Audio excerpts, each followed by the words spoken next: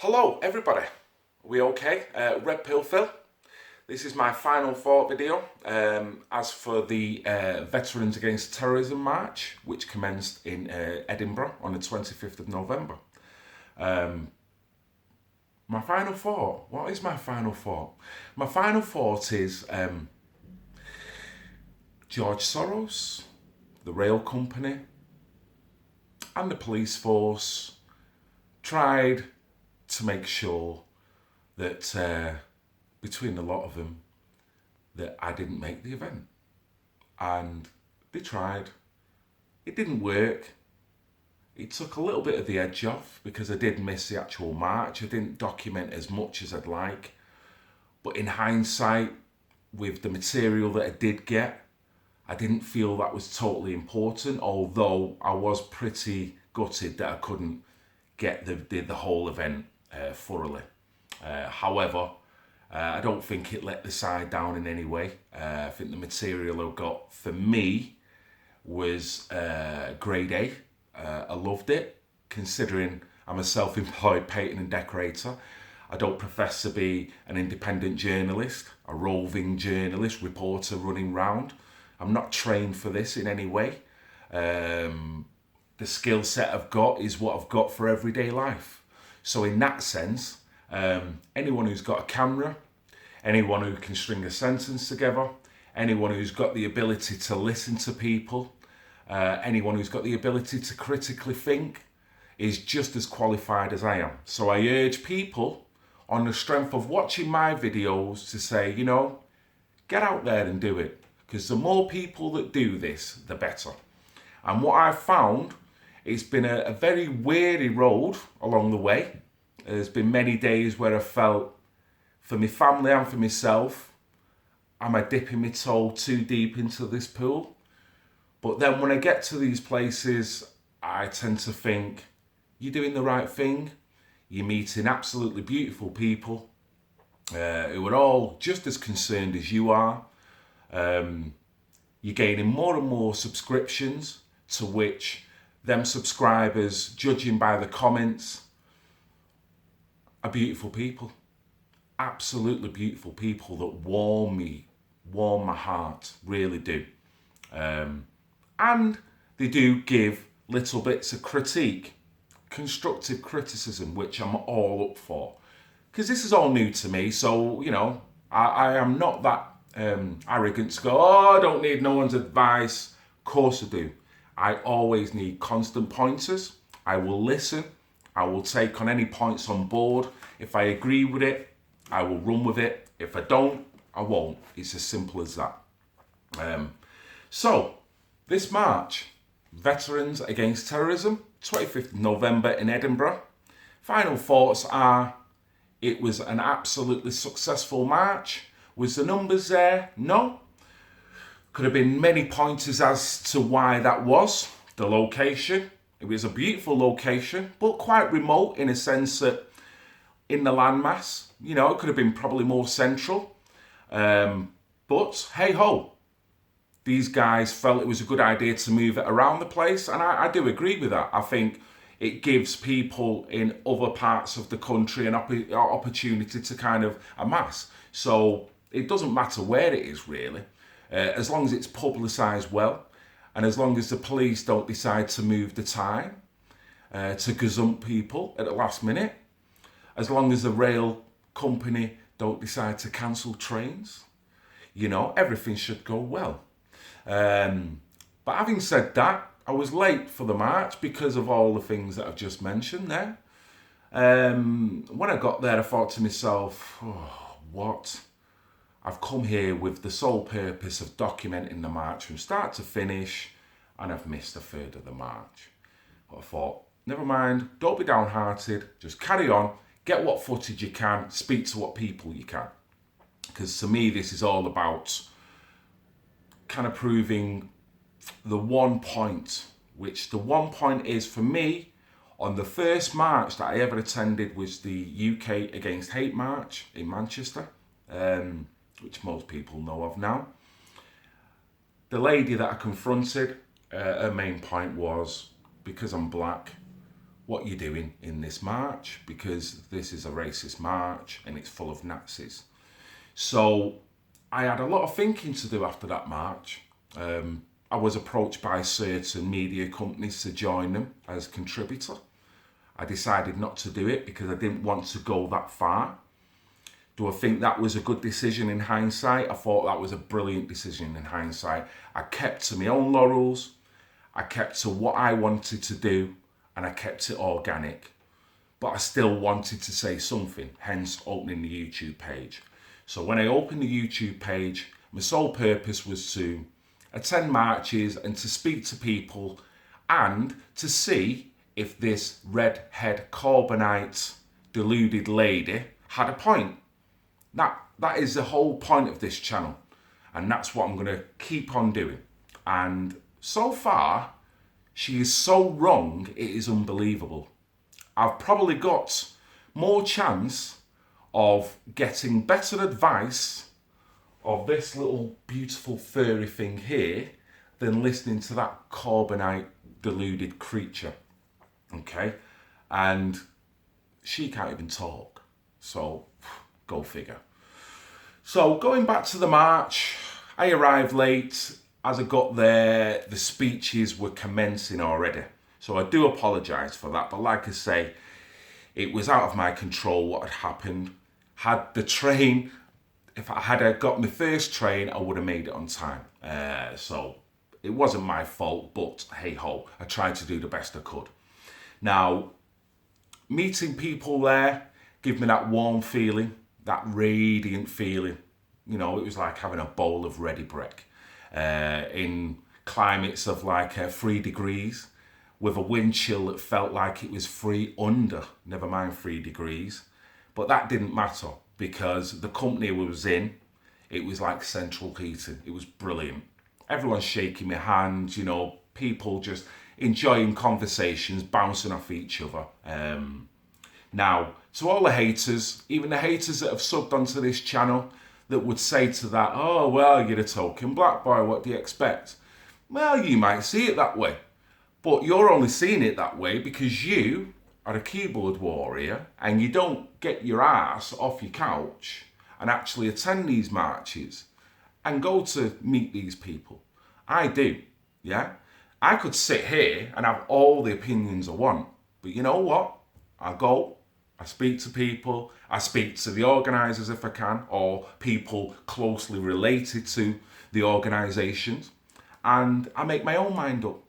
And so far, every time, it's been a positive effect. And if I see something negative, I will say it. If by saying it, it goes against the grain, I'll say it. If by saying it, I'm risking getting derogatory comments on YouTube, I'll say it. I'm not fearful of upsetting anyone. I'll do it in a considerate way. I'll do it in an integral way because that's what it's all about. You can't be fearful of upsetting people if you're speaking the truth. That's what it's all about. So every march I've gone to, it's been wholesome and brilliant. And I'm finding that the majority, more than the majority, is thoroughly decent people, hard-working people, critical thinking people, and concerned people that have got nothing but legitimacy to being at these marches and got true concerns. So there you go, haters. If you don't like that, then what can I do? As far as I'm concerned, stick that in your frigging pipe and smoke it because I couldn't care. I really couldn't care.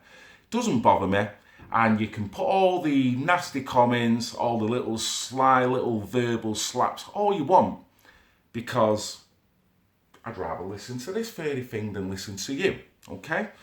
So, all I could do, because I was late, was talk to people and get as much material as I could. So I had a couple of interviews, a few interviews that I spoke to. I spoke to a few vets, all upstanding people that have made sacrifices that the average person would not even realise.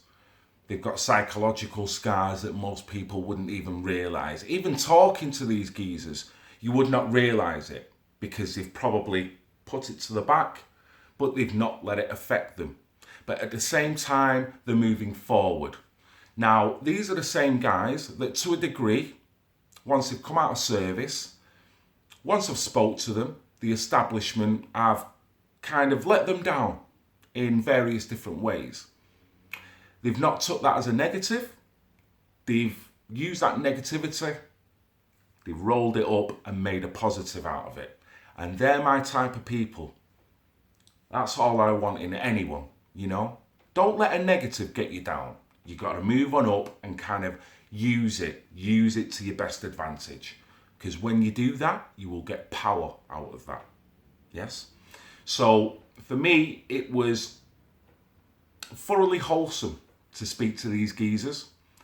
Pleasing to speak to these geezers. I spoke to a couple of ladies, which one was Shazia Hobbs, which I've never spoke to before. Thoroughly amazing lady, articulate lady, very well dressed, very well presented. A mother is one of the most comical women that I've ever met. And I just enjoyed their company, you know. I'd never met them before, and I do feel some people might say, well, you're somewhat naive going into this, not knowing, not researching. And, you know, I'm somewhat awake, so I don't need to research in some ways. I kind of consider myself somewhat perceptive, somewhat astute. I can talk to someone and I can gauge where they're coming from via the conversation. Does that mean I thoroughly know them? No, it doesn't. But researching people, you can get the same opinion and still be hoodwinked. So I find actually eyeball to eyeball, conversation to conversation, I get more out of that. So to me, I approach and I only gain an opinion once I've spoke about them or to them. And then once I've come away, collate my thoughts, and then that's it. So with the likes of Shazia Hobbs, I had a wonderful interview. We had the interview, ironically, beside some bomb bollards that was painted in such a way as to take away the threat angle from it, or the vision of it being a threat. To me, them bomb bollards look more in place in a kiddie's playground than it did in a high street. So that's how much of a threat they kind of want to show the people. They want the people still to consume. They want to erect something to stop a nasty terroristic attack. But then the visualization of it, they want to mask and make it as friendly and as unsympathetic as possible. So I think that is quite misleading, and I think they know what they're doing. So for Shazia Hobbs and I to have an interview there, being that one, she is a Scot, and two, being the Royal Mile, being Edinburgh, being quite a militaristic city, I thought it was very apt. I thought the lady was very amusing, very entertaining, and very insightful, and thoroughly enjoyed her company. Okay, the vets I spoke to, Colin, Craig, Simon, Richard, and others, stand-up guys, the sacrifices they make, absolutely brilliant. I would stand by them all day long, thoroughly support anything they do, and maybe unbeknownst to a lot of people, a lot of them guys the following day had another event to attend. So imagine the sacrifices, more time away from the family. So this is more important for them at this moment in time. I'm sure the families understand and support them. I'm sure some of the families are like, oh, be careful. But these guys are true patriots, and this is what true patriotic people do. Okay, so we've got to see that. Even the haters have got to see that. If you don't want to see it, then you're deluding yourself. If you're going to still criticize these people, having soaked in that information, then for me, you're the person at fault, not these people, okay? Right, I'm going to hold this up, okay? So you kind of know what this is, yeah? It's a battery. I've had to cover it with tape because I don't want to get a copy strike. And this is how ridiculous it is, okay? So you know what it is. It's a battery, okay? Has a plus and a minus, okay? Positive and a negative, okay? You can't have one without the other, okay? One without the other does not give you anything. If you have both working in symmetry, in a controlled fashion, it gives you this. Okay? Now, why have I just done that? Because this was a point that was mentioned in the last interview that I had. And it was articulated very well by a lady, which I'll hopefully be doing a lot more work in the future with. We've certainly exchanged numbers. We have been in touch after the event. And it's a lady I would like to name her in my world as the future Baroness Tony Bugle.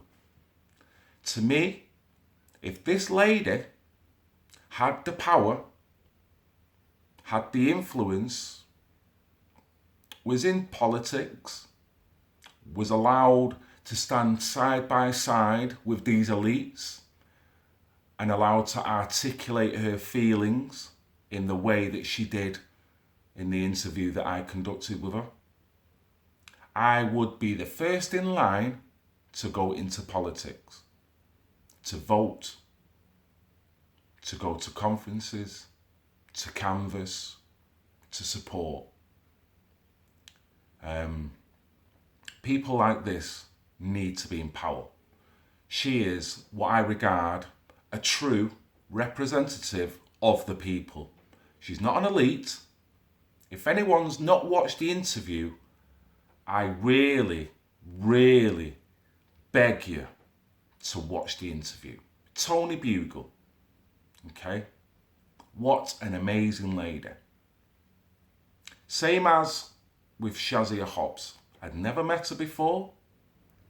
My reputation preceded me, so she knew more about me than I knew about her. So I met her for the first time. I had a brief conversation with her before I actually had the interview. Found her thoroughly entertaining. The most articulated lady I've probably met in years. The most determined lady. When you listen to what this lady has gone through in her life, not only does it make you upset, makes you sympathetic, makes you empowered, and it gives you satisfaction. Hence, me holding this up. Because this was the point that she made. Because I kind of alluded to the point and then Tony articulated it in this way, using that allegory, yeah? Positive and a negative. From that, you get power, okay? This lady has been through it all. Not going to go through it. If you want to know a story, listen to the interview, watch the interview, okay? These are the people, along with the vets, that people need to work alongside, listen to and support to the fullest degree. So all these people that I've just mentioned have fully got my support, fully enjoyed their company, totally satisfied, happy, glad, ecstatic that I made it up to that event. Because if I wouldn't have made that event, I wouldn't have had the pleasure of meeting these people. Now, because of personal circumstances, on the Sunday, once I'd uploaded all the clips, didn't get to bed till the wee hours, you know, the milkman was knocking on the door, it was that early in the morning. I kind of dragged myself to bed. I had a few hours kick because I was still buzzing, the adrenaline was still running through my veins. I'd not managed to comment on any of the videos because I thought, I'm just going to upload them all and that's it. Happened to get a phone call the following day from Baroness, future Baroness, Tony Bugle, in regards to the interview of her, which I uploaded. Now, she preceded me because she'd actually gone onto my page and looked through the comments, which I'd not had a chance to do. The comments, the first thing that she said was, Phil, you have got some amazing subscriptions. The subbers you have got are top drawer, which put a big smile on my face. And I kind of knew that anyway. She also mentioned, and for me, I'd never regarded myself as a feminist. It's something that you think to yourself as a male, how can I be a feminist? Yes. But when Baroness Tony Bugle broke it down, I am a feminist. I am a chivalrist. Totally subscribe to the point that she was making. She articulated it so well that I found it hard to disagree. And not only that, my fellow subbers, my beautiful subbers, my male beautiful subbers, were all in agreement. Now, I didn't realise this because, like I say, I literally had not gone through my comments. She'd noticed it. So, and she's an actual subber of my channel herself. So, that warmed me. It really warmed me. Very special lady. Both special ladies. So this is a movement which I feel is getting stronger and stronger. I feel the people that are joining my channel and other channels are starting to see more and more that this movement is growing, but with friendly people, people that have got the right ideals, people that are strong, determined, but yes, they're just not giving up. And that's the kind of spirit that we need in this movement. So, wrapping it all up, my final thought is it was a march that was well worth attending. It was sorry the numbers wasn't bigger, but in a way it was almost irrelevant. There could have been just two people there. Could have been just Shazia and Baroness Tony Bugle. And that's all that would have mattered, because their voices alone bellowed. You could have been sat on a beach in Cornwall and you could hear their words just resonating, yeah? Their words would cross channels. Really are. Really are. And same again, going back to all you negative keyboard warriors. Sitting on a couch with your keyboard in front of you, you're not going to get that vibe from these people unless you take the time out and have the consideration and the respect to listen to these people and the veterans and the normal members of public that attended that march. As for the opposition are the opposition. It's getting boring, it's getting tedious. Most of these people were deluded, if not all of them. Lack of respect, lack of the will to listen. In the face of blatant hypocrisy. Deluded. What can I say? It's almost boring confronting these geezers because you get nowhere. You get nowhere. It's not worth getting angry with them. They just need the head rubbing. They need an appointment made. They need a white jacket that ties at the back. They need a padded cell. And they need the shoelaces taken off them. They need the belt taken off them. Because I would not trust these people. They've not got integrity. They are one of the many causes why our country is the way it is. Thoroughly negative. And going back to this point, without them 2 points, you ain't going to get that. Yeah? So these geezers, these women that are of the negative opinion that what we are doing, the message that we are trying to send, if they can't understand that, then put your white jacket on and go and step in that padded cell. Because I, for one, just don't want to hear it. You're going against the grain. You're going against the average, normal, critical thinking person.